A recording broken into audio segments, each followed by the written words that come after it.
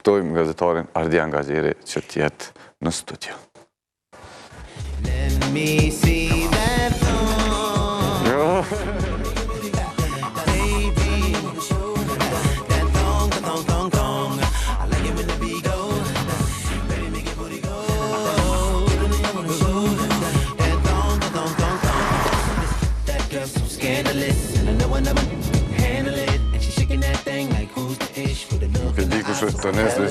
Ka të nisi me na këty në fundin e viteve 90, fillimi i viteve 2000 me muzikën. Po, Santana e patëm fillim të emisionit, tash e kemi këtë këngën të cilën po dëgjojmë. Po, flasim për qendrën e inovacionit në Istëg, e përmenda që e kemi qendrën Bonevet në Gjakov, një qendër shumë e mirë, që definitivisht i ka hapë rrugë shumë të rive që me mësu në fushat të ndryshme, po ashtu e kemi edhe ICK këtu në Prishtinë. E do të flasim për ato në Istëg, ku po besoj që kjo pjesë e Kosovës ka pas nevojë, apo jo? Po, shumë e vërtet, ajo qendër që është në kuadër CHVB-s, një organizatë jo qeveritare, normal me Grand Bashkimit Evropian, është një vend takim ku trite e Istogut mundër mu mbledh, me shkëmby ide, me shkëmby sendet ndryshme, po ashtu me bo organizime, eventet ndryshme, një vend që i ka mungu vërtet Istogut, për shkak se kjo një farforme për shërben edhe si qendër rinore, si që kemi pas qendrat rinore. Për ma shumë mundë me pas storen se si shkon puna atje. Hajde, shkojmë.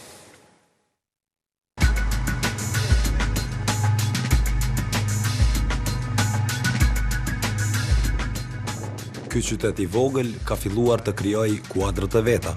Kësaj radhe është shtëpia inovative e Istogut, njëri ndër projektet më joshëse dhe fitimprurse për të rinjt.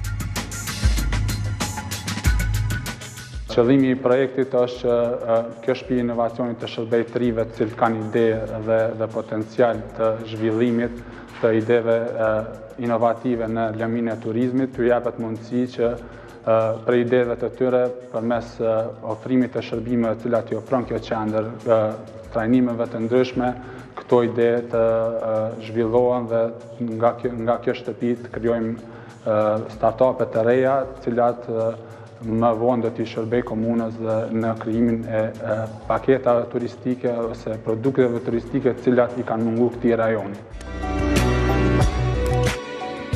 Në këtë qendër mbohen trajnime të ndryshme, si ato për promovimin e turizmit, ndërmarrësisë dhe inovacionit.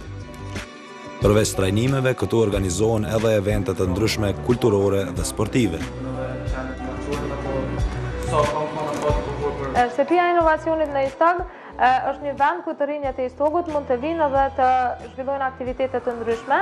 Në mesin e këtyre aktiviteteve janë aktivitetet e tyre të lira, të cilat ata i bëjnë në shtëpinë e inovacionit, janë mbrëmje të ndryshme të filmit të cilat i organizojmë, po ashtu organizojmë edhe çështje të ndryshme në natyrë, të cilat i realizojmë do të thotë eci me to, apo i realizojmë nëpërmjet bicikletave të ndryshme të cilat i marrim dhe zhvillojmë aktivitete të ndryshme. Si pjesë e këtyre aktiviteteve është që ne shkojmë dhe vizitojmë monumente të ndryshme historike të cilat janë në komunën e Istogut dhe po ashtu vende të ndryshme të cilat mund të vizitohen në komunë. Në shtëpinë e inovacionit janë kryer dhe disa trajnime, ku të rinjët kanë mundur të jenë pjesë e këtyre trajnimeve. Përveç të rinjve ka pas edhe biznese të ndryshme të cilat kanë mundur të jenë pjesë e këtyre trajnimeve.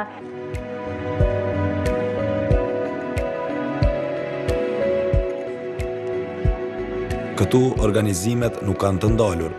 Bile këta të rinj pritet që së bashku të i sjellin Istogut edhe një festival të muzikës apo filmit. Ne kemi një plan të qëndrueshmërisë dhe të operimit, e cila parashet që shtëpia e inovacionit pas përfundimet të projektit të saj në shkurt të vitit 2017 të vazhdojë të mbahet me aktivitete të ndryshme. Më herët ishim duke diskutuar me të rinjtë të komunës së Istogut rreth disa projekteve të cilat mendojmë të realizojmë edhe aktiviteteve të ndryshme, ku përfshihet në javën e ardhshme mendojmë ta bëjmë një karaoke night. Pastaj përveç kësaj ne mendojmë edhe të realizojmë edhe disa projekte të tjera të cilat kanë qenë edhe më herët, por që do i përsërisëm si biking, hiking e të tjera. Më vonë parashihet që në Istog të mbahet edhe një festival i filmit apo ndonjë i muzikës. Përfitimet e studentëve nga kjo qendër inovative janë të shumta.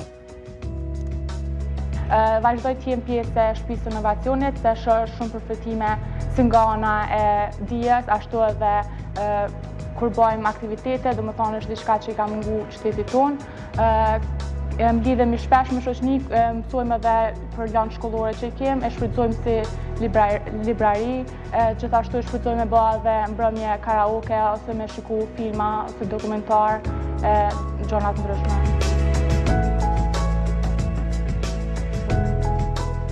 Fillimisht kam përfitu për mes trajnimeve që janë bajt gjatë sezonës së verës, janë bajt trajnime për promovimin e mjeteve digjitale. Po ashtu gjatë javës së inovacionit kam marrë pjesë me një projekt. Projekti jam ka pas për qëllim krijimin e tureve virtuale për bizneset, sidomos fillimisht në komunën e Istogut, pastaj shpresojmë që ta zgjerojmë shërbimin tonë nëpër vendet e tjera të Kosovës. Edhe projekti jam është shpallë fitues, edhe mendoj që ky ka qenë një ndër përfitimet kryesore deri më tani, sepse e kam gjetur një vend ku kam mujt me shpalosit ide, edhe kam gjetur mbështetje shumë madhe prej anëtarëve të qendrës. Ky projekt është pjesë e projekteve të shumta të financuara nga Bashkimi Evropian për emancipimin dhe edukimin e të rinjve në zhvillimin e ideve të tyre.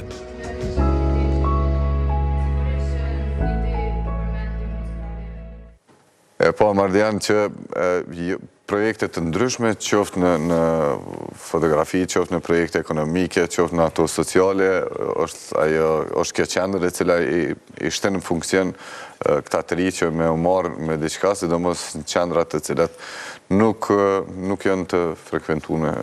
Po, ata deshta me thonë, përveç shkëmbimit të ideve edhe organizimeve të ndryshme që mundën me i bën këtë qendër, aty ata mundën me gjetë edhe mbështetje apo përkraje financiare, rast se të rit mundën me pas ndonjë ide më të veçantë lidhe me inovacionin çfarë do të qoftaj.